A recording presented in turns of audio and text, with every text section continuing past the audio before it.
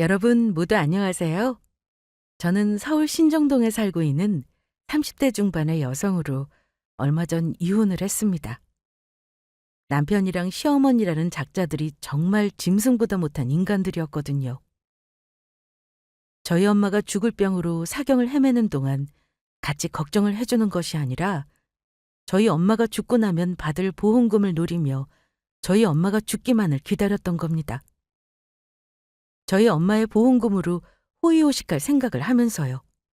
게다가 남편 놈이란 인간은 제가 엄마를 간병하며 고생하는 동안에도 다른 여자를 만나며 바람을 피우고 있었더라고요.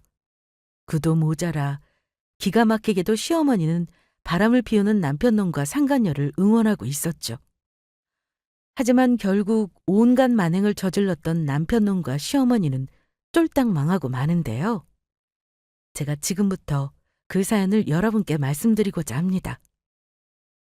남편과 저는 지인의 소개를 통해 만나 연애 결혼을 한 사이였습니다. 남편과 결혼 당시 남편은 안정적인 공기업에 다니고 있었고 저는 대한민국 사람에게 이야기하면 다 아는 대기업에 다니고 있었어요.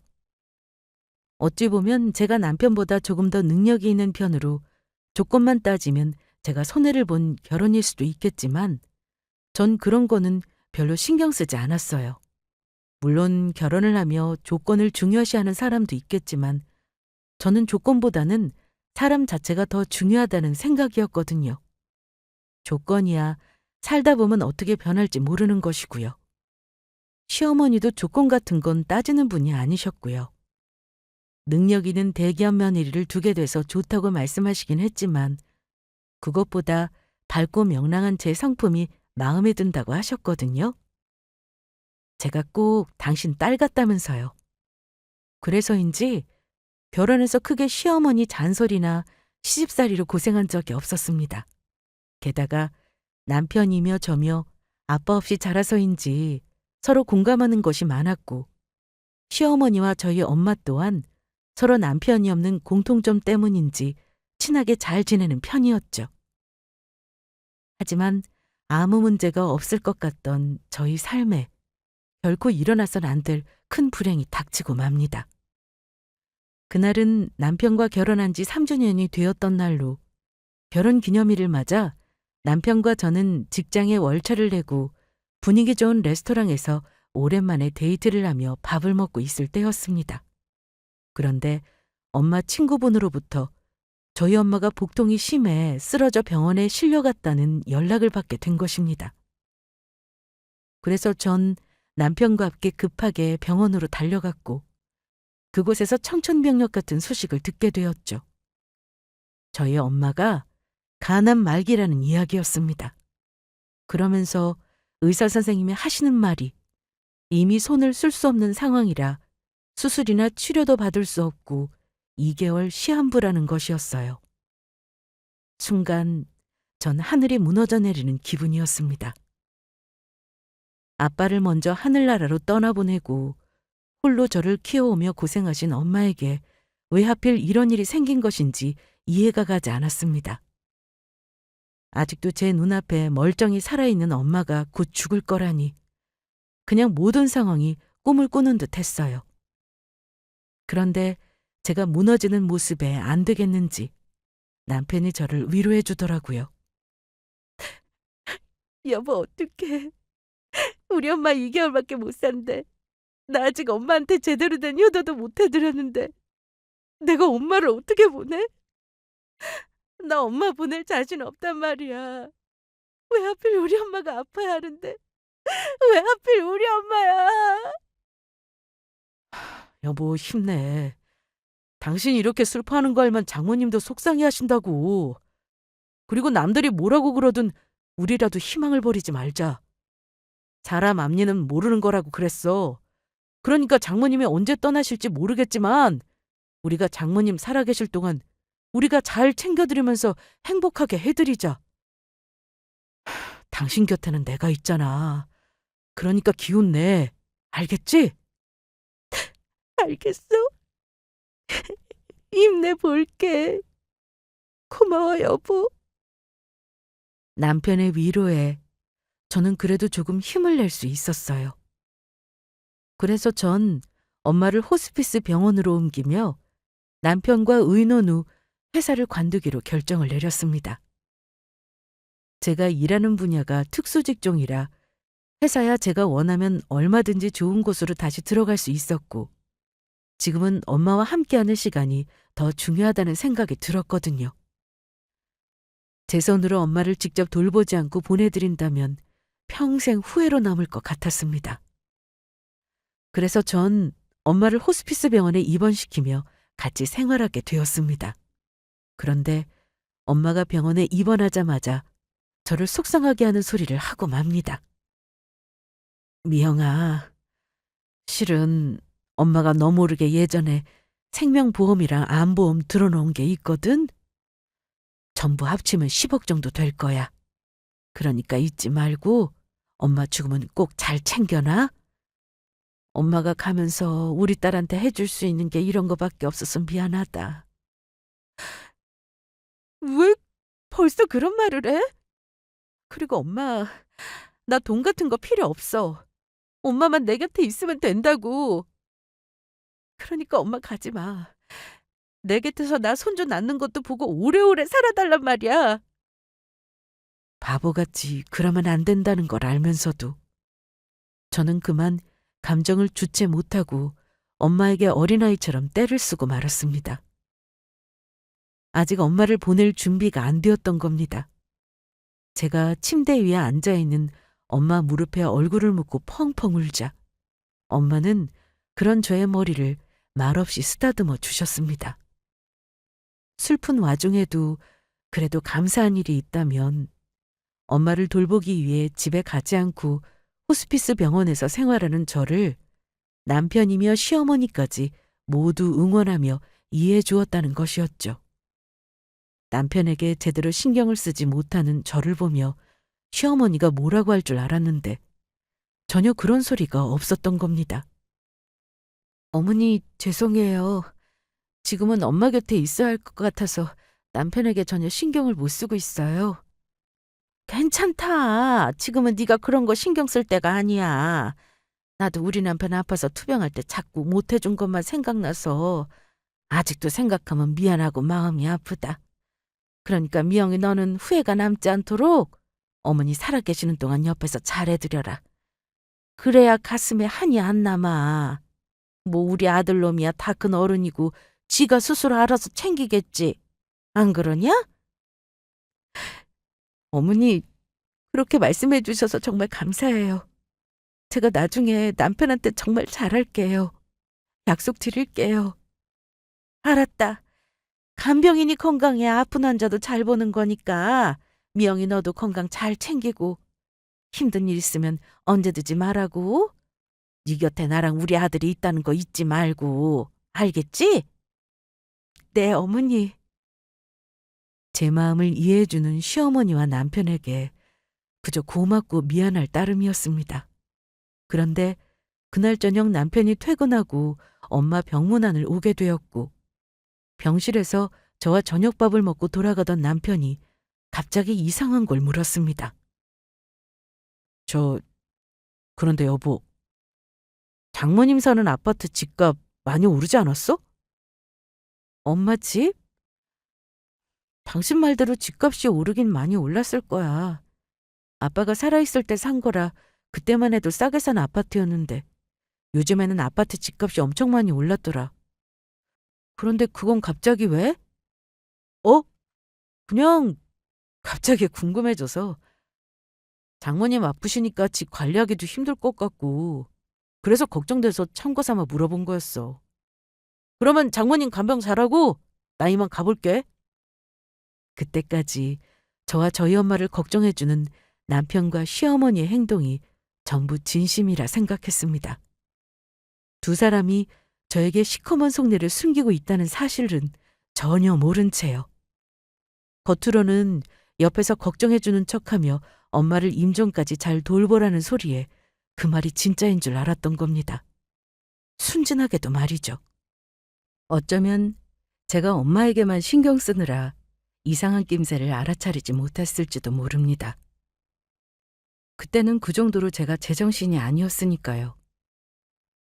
하지만 흐르지 않았으면 하는 시간은 점점 흘러갔고 제발 찾아오지 않았으면 했던 엄마가 떠날 날이 가까이 다가오고 말았습니다.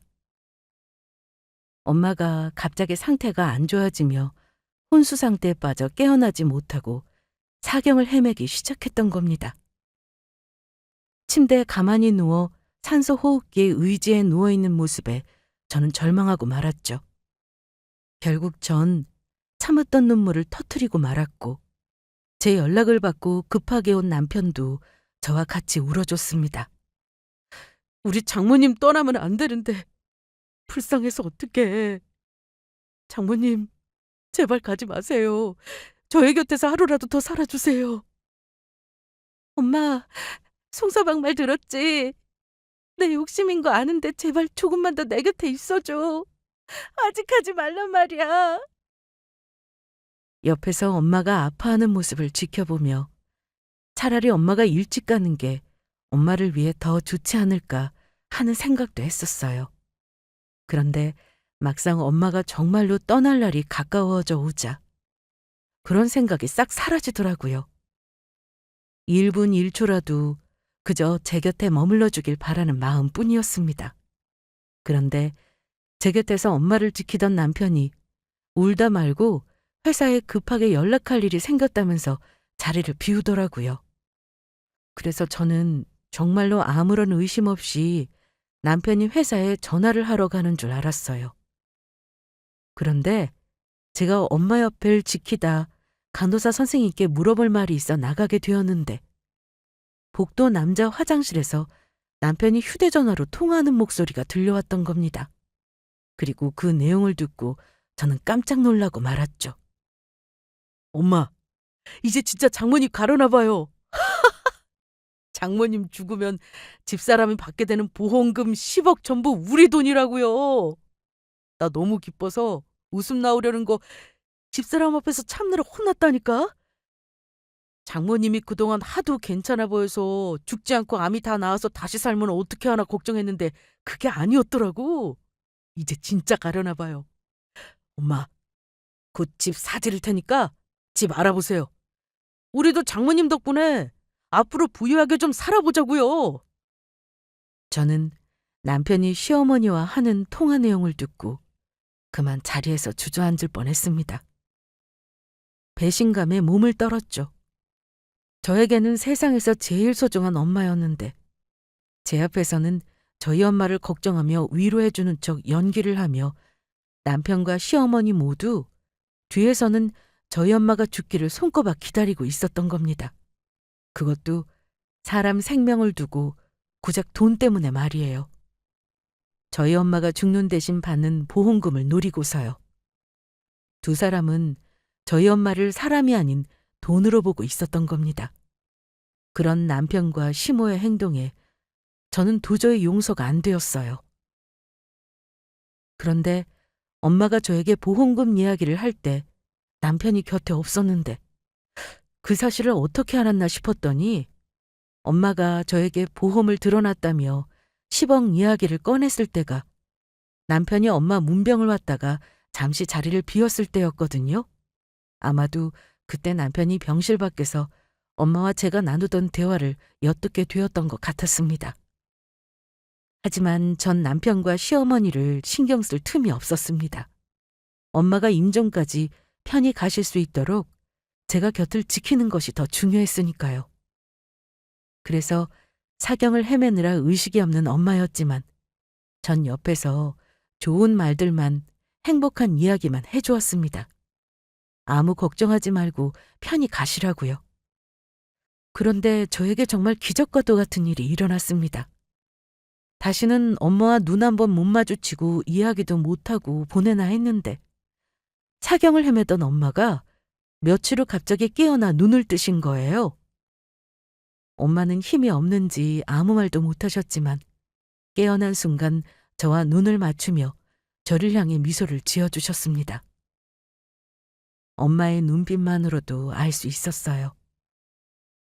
엄마가 저에게 무슨 말을 하려는지요. 당신은 좋은 곳으로 가니 아무 걱정하지 말라고, 늘 제 곁에 있어 주시겠다고, 저에게 사랑한다고, 행복하게 지내라고 말씀하시고 계셨던 겁니다. 그래서 저도 그런 엄마 손을 꼭 잡고 이야기했어요. 엄마, 이제 아무 걱정하지 말고 마음 편히 가. 내가 엄마 걱정하지 않게 행복하게 잘 살 테니까 우리 나중에 꼭 다시 만나. 엄마가 내 엄마라 나 너무 고맙고 행복했어. 엄마, 너무너무 사랑해. 세상에서 제일 사랑해. 그리고 제 말을 듣는 순간, 조금 전까지 일어나 있던 게 거짓말처럼 엄마는 편안히 눈을 감으셨습니다. 엄마가 떠나는 순간 제가 엄마를 부둥켜 안고 얼마나 울었는지 몰라요. 그리곤 엄마의 장례식을 치르게 되었죠. 그런데 저희 엄마가 떠나자 겉으로 내색은 안 하지만 엄마 장례식장에서 남편 놈과 시어머니가 좋아서 어쩔 줄 몰라 하는 게 보이더라고요. 제가 안 보는 줄 알고 있었겠지만 남편 놈과 시어머니의 입꼬리가 실룩실룩 올라가는 것이 제 눈에는 보였거든요. 그런데 그날 저는 아주 충격적인 사실을 알게 됩니다. 같은 아파트에서 서로 옆집에 살면서 사귀게 되어 저랑 친하게 지내던 또래 친구가 있었거든요. 그 친구가 저희 엄마 조문을 와서 저에게 충격적인 소리를 하는 거였어요. 비영아, 괜찮은 거야? 그동안 어머니 간병하느라 힘들었지? 고생 많았어. 어서 와. 이렇게 와줘서 정말 고마워. 그런데 미영아, 그동안은 내가 네 엄마 간병하는데 힘들 것 같아서 말하지 못했는데 이제는 더 늦기 전에 너한테 말해야 할 것 같아. 무슨 말? 네 남편 바람났어. 네 남편 완전 쓰레기 놈이라고. 사실 네 남편이 너 어머니 간병하느라 집에 없는 동안 여러 번 집안에 여자를 끌어들였었어. 네 남편이야 나랑 네가 친하다는 사실을 모르니까 신경 안 썼겠지만 네 남편이랑 상간녀랑 같이 엘리베이터를 탄 적도 있는데 내 앞에서 대놓고 상간녀 보고 우리 자기 하면서 좋아서 난리도 아니더라. 다른 때도 아니고 네 어머니 아파서 입원해 있는 동안 어떻게 그럴 수가 있니? 그런데 네 시어머니도 네 남편이랑 상간녀 사이를 잘 아는 것 같아. 내가 너희 집에서 세 사람이 나오는 것도 본 적 있거든. 저것들이 인간이니? 내가 너한테 이런 충고해도 될지 모르겠지만 너희 남편 같은 저런 인간이랑은 더 늦기 전에 이혼해. 순간 전 남편 놈과 시어머니에게 가 당장이라도 따지며 뺨을 갈기고 싶은 심정이었어요. 하지만 일단 참기로 했습니다. 저희 엄마 장례식까지는 어떻게든 무사히 잘 치르고 싶었으니까요. 그리고 전 이미 남편 놈과 시어머니가 저희 엄마의 보험금을 노린다는 사실을 알았을 때 남편 놈과 이혼하기로 결심한 상태였거든요. 그래서 저도 엄마를 무사히 보낸 뒤 그동안 미뤄왔던 일을 실행하기로 했죠. 남편 놈과 이혼하며 남편과 시모 두 인간들을 혼내주는 일이요. 하지만 눈치 없는 남편 놈은 지금 상황에 어떤지도 모르고 저희 엄마가 떠나자마자 저에게 은근슬쩍 분위기를 떠보더라고요. 여보, 그동안 장모님 곁에서 돌보느라고 힘들었지? 정말 고생 많았어. 그런데 여보, 이 와중에 이런 말하는 게 어떻게 들릴지 모르겠지만 이제 떠난 사람은 떠난 사람이고 산 사람은 살아야 하지 않겠어?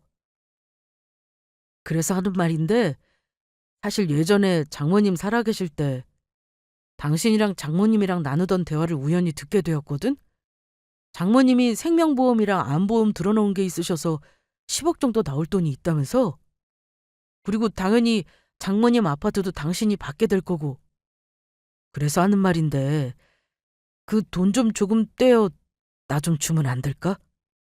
빌라 사는 우리 엄마 아파트도 좀 사드리고 당신은 내 말이 좀 뻔뻔하다고 느낄 수도 있겠지만 그동안 당신이 엄마 돌봐드릴 동안 나도 협조 잘해줬잖아. 그리고 어차피 우린 부부고 그러니까 당신 돈이 내 돈인 거랑 마찬가지 아니야? 그동안 내가 고생한 것에 대해 그만한 보상을 해줬으면 좋겠어. 바람 피운다는 사실을 제가 모를 거라 생각한 남편놈은 대놓고 저에게 저희 엄마의 돈을 요구하고 나왔던 겁니다. 바람까지 피운 놈의 주둥이에서 나올 만한 말은 아니었죠. 더군다나 우리 엄마가 죽을 날만 기다린 놈에게서 엄마가 돌아가셔서 받은 돈은 절대로 줄 순 없었습니다.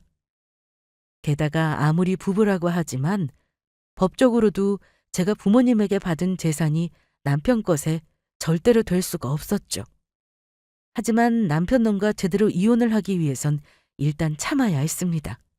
보험금이며 엄마에게 물려받은 재산이 있다는 것을 알았으니 제가 아무리 이혼을 하자고 해봤자 남편놈이 해주지 않을 게 뻔했고, 그래서 제대로 남편놈과 시모에게 한 방 먹이며 이혼할 이혼 사유가 필요했으니까요. 그래서 일단 남편놈과 제대로 된 이혼을 위해선 증거를 잡아야 했기에 시간을 벌어야 할 필요가 있었습니다. 알겠어. 당신이 그렇게 말한다면 내가 좀 생각해 볼게. 정말이야? 당신 그러면 나한테 돈도 좀 나눠주고 우리 엄마 집도 사주는 거 맞지? 내가 이래서 당신을 좋아한다니까. 역시 우리 마누라 최고! 정말 여보 고마워. 그래서 일단 저는 집의 보안을 문제로 핑계를 대며 홈캠을 설치하게 됩니다. 제가 집에 없을 때 상간녀며 시어머니며 저희 집 아래 드나든다고 했으니 제대로 된 증거를 잡을 수 있다고 생각했거든요. 그리고 시어머니가 어째서 남편과 상간녀가 저희 집에 드나들 정도로 깊은 사이라는 걸 알면서도 두 사람이 만나는 걸 허락했던 것인지 그 이유도 알아야 했으니까요. 게다가 시어머니도 저희 집에서 남편과 상간녀를 만나는 것을 보니 무언가 제가 모르는 꿍꿍이가 있다는 생각이었어요. 그래서 그 사실을 파헤쳐야 했습니다. 집에 홈캠을 설치하려고 했을 때 마침 옆 동네 아파트에 도둑이 들었다는 소식도 있었고 남편에게 아무 의심 없이 집안에 홈캠을 설치할 수 있었죠. 사실은 남편놈이 제가 집에 없을 때 뭐 하나 증거를 잡기 위한 것이었지만요. 그래서 전 일부러 남편놈에게 당분간은 친정집에서 머물겠다고 말했어요. 엄마를 추억할 시간도 필요하고 엄마 아파트를 정리하려면 아무래도 제가 한동안은 저희 엄마 집에서 지내는 게 좋겠다는 핑계를 대면서요. 그리고 더러운 남편놈과 단 한순간이라도 같은 공간에서 살고 싶지 않았거든요.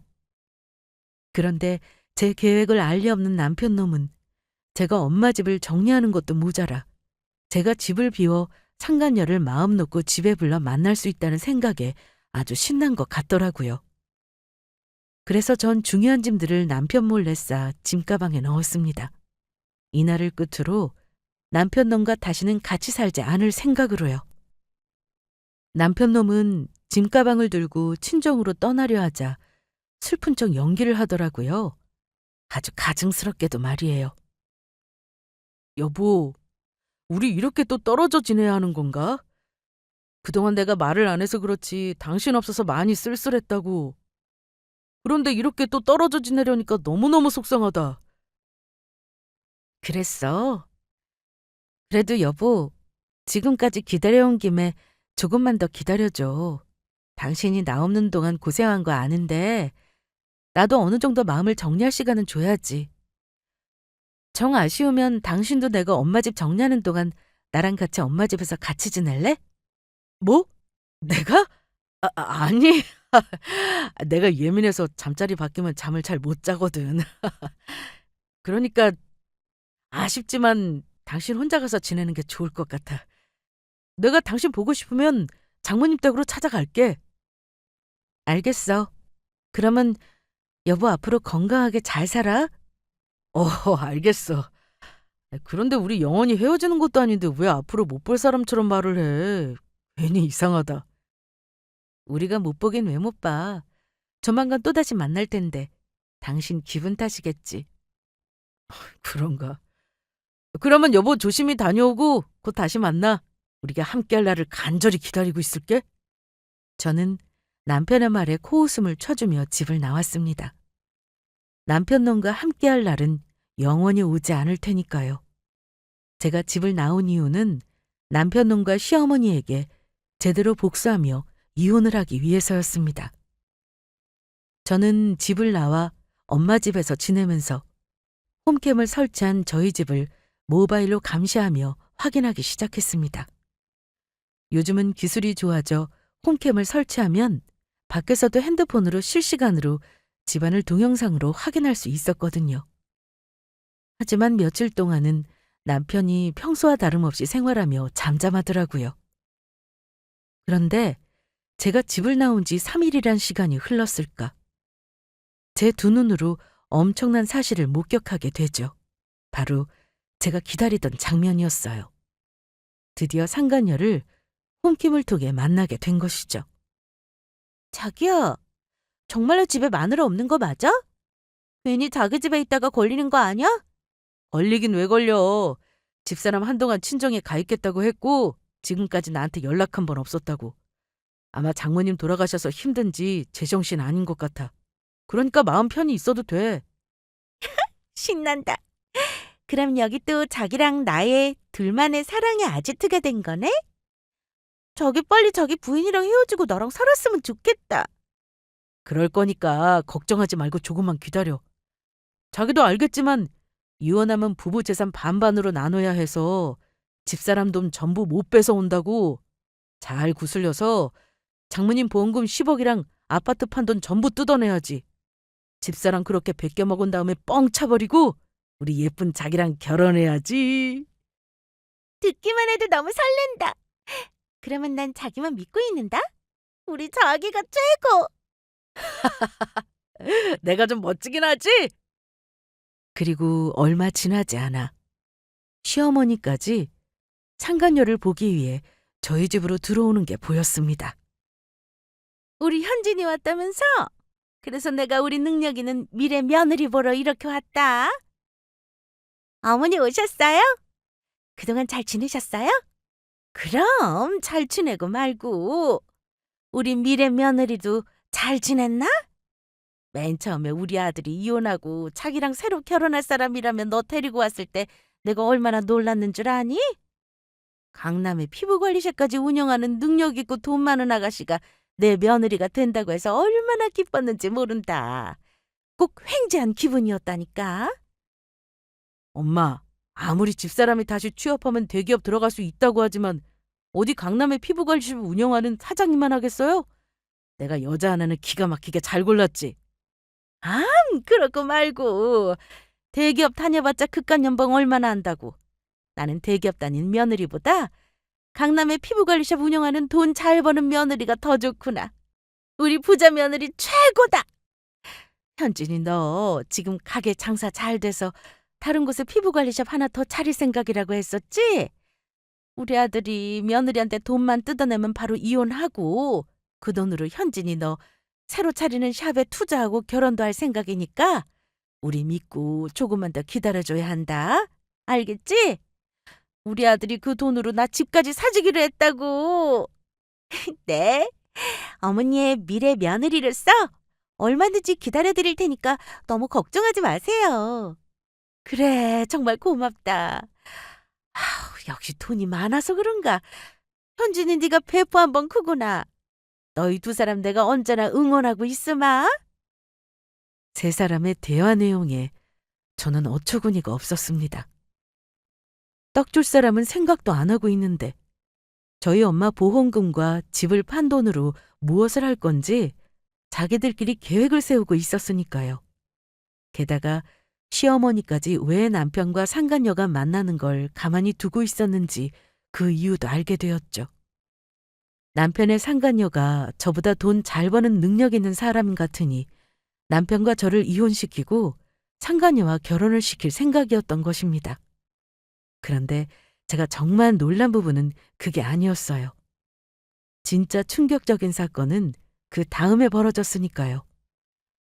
남편과 엄마가 상간녀에게 음식을 해먹이겠다면서 장을 보러 마트에 가겠다고 자리를 비우게 되었는데 집에 남아있던 상간녀가 이상한 행동을 하기 시작했던 겁니다.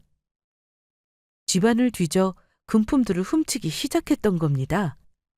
저야 더러워서 제가 결혼하고 산 아끼던 폐물들은 챙겼지만 결혼 반지는 빼버리고 왔거든요. 그런데 상간녀가 집을 뒤져 제 결혼 반지며 남편 비싼 시계까지 전부 챙기더라고요. 하지만 더 충격적인 사실은 남편과 시어머니가 자리를 비운 사이 상간녀가 누군가에게 전화를 걸어 한 통화 내용이었습니다. 여보. 지금 잘 속이고 있어. 멍청한 것들이 내가 유부녀인 줄도 모르고 돈 잘 버는 피부관리샵 사장이라니까 고지고대로 믿고서는 능력 있는 며느리 버리고 나를 선택하겠대. 우리 샵 겉만 번지르르 하지 적자 나서 곧 망하게 생긴 것도 모르고 말이야. 내가 장사 잘 돼서 샵 하나 더 차리려고 한다니까 쥐 마누라한테 받은 돈으로 내가 하는 피부관리샵에 투자한다고 했으니까 아무 걱정하지 말고 있어? 멍청한 것들이 돈 욕심만 많아서. 인간들이 얼마나 개차반이면 어떻게 지 마누라 엄마 죽은 돈으로 바람난년 가게에 투자할 생각을 할까? 그게 사람이야? 조만간 돈 전부 뜯어낼 수 있을 것 같고 그때 우리 빚 다 갚고 새 인생 살자. 남은 돈으로는 우리 애들 유학이나 보낼까? 한마디로 말해 상간녀든 유부녀였으면서 돈을 뜯어내기 위해 남편 놈과 시어머니를 속이며 사기를 치고 있었던 겁니다. 저야 처음부터 저희 엄마 보험금이나 아파트 판돈을 1원 한 푼 줄 생각은 없는 상태라 관계없는 일이지만 상황으로 보아 상간녀가 무슨 일을 저지를지 모르니 저대로 두면 남편이며 시어머니며 된통 당할 수도 있는 상태였죠. 그렇다고 제가 그 사실을 두 사람에게 알려줄 생각은 없었습니다. 못된 마음을 먹고 저희 엄마의 죽음을 기뻐하며 저를 속여 이용해 먹으려고 하더니 쥐들보다 더 독한 사람 만나 그대로 당한다 싶었거든요. 다행히 그렇게 저는 남편과 시모를 한 방 먹이며 이혼할 증거를 차곡차곡 모으게 되었고 이제 상황을 지켜보다가 남편에게 이혼을 통보하기만 하면 되었어요. 하지만 그 사실을 알 리 없는 남편 놈이 기어이 일을 저질러 버렸더라고요. 한 번은 제 동태를 살피기 위해서인지 제가 보고 싶다며 저희 친정집에 찾아와서는 자신이 벌인 짓을 떠벌렸습니다. 당신 나 장모님 돈 나눠주기로 한 거 맞지? 그래서 내가 일을 좀 벌였어. 아는 사람이 강남에 유명한 피부관리샵을 운영하고 있는데 장사가 잘 되는지 샵을 하나 더 차리겠다고 하네. 그래서 내가 이참에 동업을 좀 해보려고. 그래서 이미 회사도 관두고 당신 나한테 돈 줄 거 생각해서 은행이랑 아는 사람들한테도 돈을 좀 빌렸어. 나 같은 사람이 언제까지 회사에서 쥐꼬리 많은 월급 받으면서 살 수는 없는 거잖아. 큰 사람은 큰 물에서 놀아야 한다고. 어머, 그러면 당신이 사장님 되는 건가? 진짜 잘 됐다. 축하해. 당연하지. 앞으로 나보고 성 사장님이라고 불러줘? 그런데 여보, 아무리 사업을 시작했다고 하지만 그렇게 함부로 회사를 관둬도 되는 거야? 새로 낸 가게가 잘 될지 안 될지도 모르는데 회사 관두는 건 가게가 좀 자리 잡고 잘 된 다음에 결정하지 그랬어. 지금이라도 늦지 않은 거면 회사 찾아가서 잘못했다고 받아달라고 해. 걱정하지 마. 당신 나 못 믿어? 절대 그럴 일 없다고. 피부관리샵 하는 사람이 나랑은 떼래야 뗄 수 없을 정도로 굉장히 가까운 사이고 나도 확실해서 투자한 거라 실패할 리 없다고. 나랑 동업하기로 한 사장이 얼마나 능력 있는 사람인데 당신도 알면 아마 깜짝 놀랄걸? 그러니까 당신은 그냥 가만히 내가 하는 일이나 지켜보면 돼. 정신 빠진 인간이 상간녀의 말에 속아 비까지 지며 인생을 말아먹는 중이었죠. 게다가 상간녀랑 동업해 피부관리샵을 차릴 거란 말을 뻔뻔하게 어떻게 제 앞에서 할 수 있는지 정말 양심도 없는 인간이란 생각이었어요.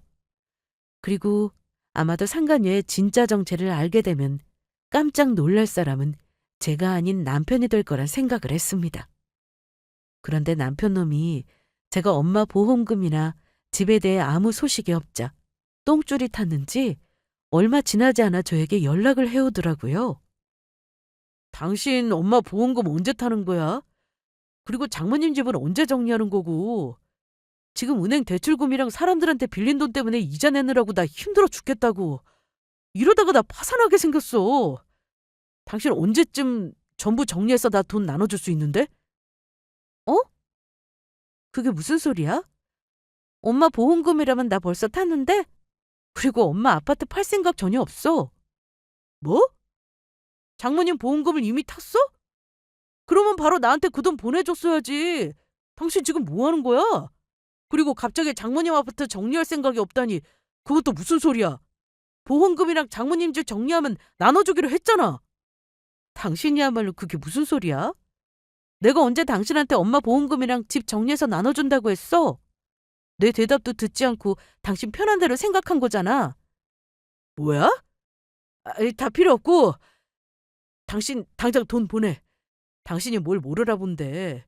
어차피 부부 재산은 공동으로 쓸 수 있는 거고 내가 내 돈 받겠다는 거니까 빨리 보내라고. 그렇지 않았다가는 나도 법적으로 해결해 버릴 테니까. 뭐라고? 지금 법이라고 했어? 그래. 내가 법으로 해결할 거라고 하니까 이제 좀 겁이 나나 보지? 법 같은 소리하고 앉아있네. 어디 법으로 해결할 수 있으면 얼마든지 해봐라.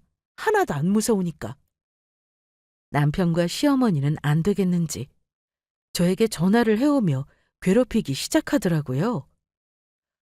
그런데 제가 전화를 받지 않고 무시하자 이제는 남편과 시어머니 모두 저에게 협박 문자를 보내오기 시작했습니다. 당신 계속 이렇게 나온다 이거지? 계속 이렇게 나오면 재미없을 줄 알아. 이건 마지막 경고야. 그러니까 좋은 말 할 때 당장 장모님 보험금 10억이랑 아파트 정리해서 돈 보내는 게 좋을 거야. 우리가 계속 가족으로 있고 싶다면. 너 보자 하니까 우리 아들한테 이혼당하고 싶어 그러냐? 우리 아들한테 이혼당해 사람들한테 손가락질 받으면서 이혼 녀소리 듣고 싶은 거 아니라면 당장 우리 아들이 말한 돈 보내는 게 좋을 거다. 너 우리까지 없으면 가족도 없이 세상에 혼자 남는 거라고. 설마 평생 외톨이로 살고 싶은 건 아니겠지? 지금 우리는 남의 돈 달라는 것도 아니고 정당한 요구를 하고 있는 거라는 걸 잊지 말거라. 어차피 저에게 돈을 뺏으면 이혼하고 상간녀에게 갈 생각이면서 그 사실은 쏙 뺀 채 남편과 시어머니는 끝까지 저를 속이며 이혼을 무기 삼아 이야기하고 있었습니다. 제가 남편 놈과 간절하게 이혼을 하고 싶어 한다는 사실을 알지 못한 채요. 그래서 전 모든 일을 마무리 짓기 위해 카페로 남편과 시어머니를 부르게 되었죠. 혹시 사람이 없는 집에서 만나자고 했다가는 무슨 일을 당할지 알 수 없었으니까요. 하지만 제가 겁을 먹고 순순히 돈을 내어주기 위해 만났다고 생각한 남편이며 시어머니는 의기양양한 모습이더라고요. 내가 이혼하자니까 겁 좀 먹었나 보지? 이렇게 보자고 한 걸 보면. 그러게. 진작 좋게 이야기할 때 순순히 주지 그랬어. 네가 우리 아들한테 이혼당하지 않고 계속 살고 싶은 거면 아주 잘 결정한 거다. 그래서 말인데 이제는 상황이 달라졌다? 네가 우리 아들한테 이혼당하고 싶지 않고 계속 우리 식구로 지내고 싶은 거면 네 엄마 보험금이랑 집 판 돈 전부 우리한테 줘야 할 것 같다. 내가 미쳤다고 당신들한테 엄마 보험금이랑 집까지 팔면서 그 돈들을 전부 줄 것 같아? 니들한테 그 돈을 주느니 차라리 내가 혀 깨물고 죽는 게 낫다. 너, 이 버릇없는 것! 지금 네 시어미한테 당신이라고? 니라고 한 거냐? 당신 정말 이럴 거야? 그러면 오늘 엄마랑 나 불러서 왜 보자고 한 건데? 그리고 계속 당신 이런 식으로 뻗팅기면 나도 어쩔 수 없어. 당신이랑 이혼하는 수밖에. 그래, 하자. 그 이혼. 나도 지금 그 말하려고 만나자고 한 거니까. 나도 우리 엄마 보험금이랑 엄마 집 노리면서 바람까지 피운 너 같은 쓰레기 같은 놈이랑 더는 같이 살고 싶지 않으니까. 당신이 내가 바람 피운 걸 어떻게... 네 놈이 상간녀랑 바람 피우면서 우리 집에 드나드는 거 나랑 친한 동네 친구가 봐서 이미 다 알고 있었거든? 네가 숨긴다고 내가 모를 줄 알았냐? 그리고 네 놈이 그때 병원 화장실에서 어머니랑 휴대폰으로 하는 이야기도 전부 들었어. 우리 엄마가 죽어서 보험금 10억을 받게 돼서 기뻐? 그것도 모자라. 우리 엄마 아파서 내가 병원에 있는 동안 어떻게 다른 여자랑 바람까지 피워서 집에 끌어들일 생각을 해? 어머니까지 저 없을 때 저희 집에서 상간녀랑 만나기까지 했다면서요? 당신들이 그러고도 사람이냐고. 이 두 가지만으로도 법정에서 충분히 우리 이혼할 수 있는 이혼 사유 되는 거 알고 있지? 그러니까 당장 이혼하고 갈라서. 그래, 내가 네 엄마 보험금이랑 집 노리고 다른 여자랑 바람 피웠다. 그런데 내가 장모님 보험금 노리고 바람 피웠다는 증거라도 있어? 전부 말뿐이고 제대로 된 증거도 없으면서 어떻게 나랑 이혼을 하려고 그래? 어차피 우리가 이혼을 한다고 한들 부부 재산은 공동 재산이고 당신이 나한테 장모님 보험금이랑 아파트 정리한 거 전부 주기 전까지는 절대 이혼 못 해주니까 명심하라고. 요거사, 우리 아들 말 들었지? 네가 정 우리 아들이랑 살기 싫으면 보험금이고 집이고 전부 내놔야 할 거다. 진짜 꼴값들을 떨고 있네. 누가 그래? 내가 증거가 없다고. 두 사람 다 이거 보고나 말해. 저는 이때를 위해 준비한 저희 집 홈캠에 녹화되어 있던 남편과 상간녀 그리고 시어머니가 만나는 장면을 핸드폰으로 재생시켜 보여주었습니다. 그러자 남편이며 시어머니며 얼굴이 새파래지더라고요. 당신들 이거 보여?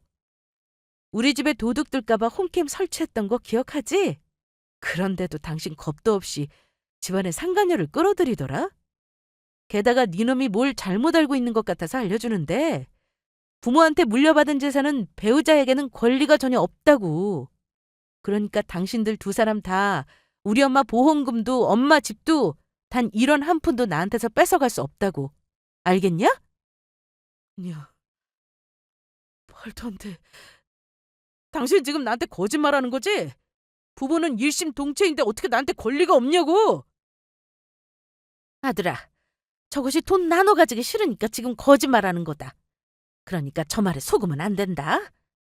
너, 내 친구 아들이 변호사인 거 알고 있냐? 내가 지금 당장 전화해서 물어볼 거니까 아니기만 해봐. 전부 거짓말이었다가 내가 가만히 있지 않을 테니까. 시어머니는 그렇게 말하며 재빨리 친구에게 전화하더니 친구 아들 번호를 알아내 통화를 하게 되었습니다. 그리고 얼마 지나지 않아 시어머니는 몸을 사시나무 떨듯 덜덜 떨더라고요. 아들아, 이걸 어쩌면 좋으냐. 저건 말대로 부모가 물려준 재산은 배우자한테 권리가 전혀 없다고 하는구나. 그러면 아들 네가 현진이 피부관리샵 여는데 투자한다면 빚진 돈들은 어떻게 되는 거냐? 이미 내 집까지 대출받아서 거기다가 다 꼬라박았는데 어떻게 하냐고. 지금도 은행 대출금만 간신히 갖고 있고 너 빚쟁이들이 돈 내놓으라고 찾아온다고 하지 않았어? 마, 그게 사실이에요? 그러면 장모님 보험금도 장모님 아파트도 집사람이랑 나눠 갖지 못한다는 소리냐고. 아이고, 우리 이젠 완전히 망했다. 우리가 저것한테 1원 한 푼 못 받아서 투자한 돈 다시 돌려달라고 하면 우린 돈 없는 거지인 거 알고 현진이가 너랑 결혼도 안 하겠다고 할 것 같은데 이를 어쩌면 좋으냐. 하지만 저의 복수는 거기서 끝이 아니었죠. 아직 알려줘야 하는 중요한 소식 하나가 남았으니까요. 저는 남편 놈과 상간녀, 시어머니가 만난 날 남편과 시어머니가 나간 후 상간녀가 집안에 있는 물건을 도둑질하며 상간녀가 본인의 진짜 남편과 통화하고 있는 영상을 두 사람이 바로 보여주었죠. 이게 어떻게 된 거야? 현진이가 애까지는 유부녀였다니. 게다가 도둑에다가 사기꾼이었어? 그러면 엄마 집까지 담보 잡히고 내가 빚까지 져서 투자했던 돈들은 전부 어떻게 되는 건데? 아들, 빨리 현진이한테 전화해보거라. 더 늦기 전에 우리 돈 돌려달라고 하자. 남편은 사색이 된 얼굴로 상간녀에게 전화를 걸었지만 이미 남편에게 받을 걸 다 받아내서인지 전화를 받지 않았습니다. 마, 어떡하면 좋아요? 지금 전화번호 없는 번호라고 또. 아무래도 벌써 우리 돈 가지고 나른 것 같아요. 아니야, 이건 전부 꿈일 거다. 이게 현실일 리 없다. 아우, 아이고 내 뒷골이야. 엄마, 정신 차려봐요. 엄마!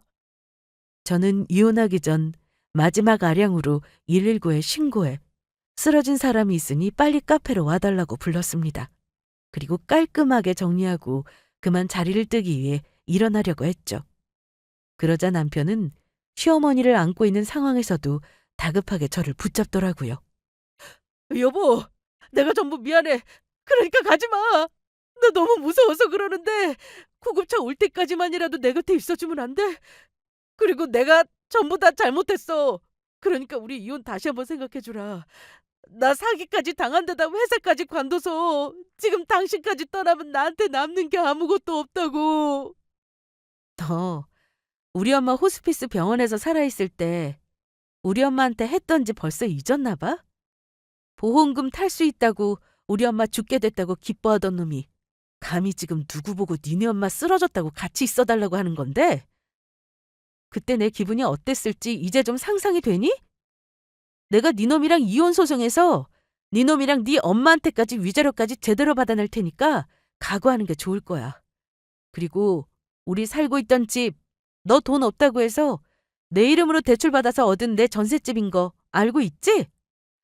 그래서 우리 지금 만나는 동안 니놈 짐이랑 물건 싸서 전부 니네 엄마 집으로 보냈으니까 내 집에서 한 발짝도 들어올 생각 안 하는 게 좋을 거야.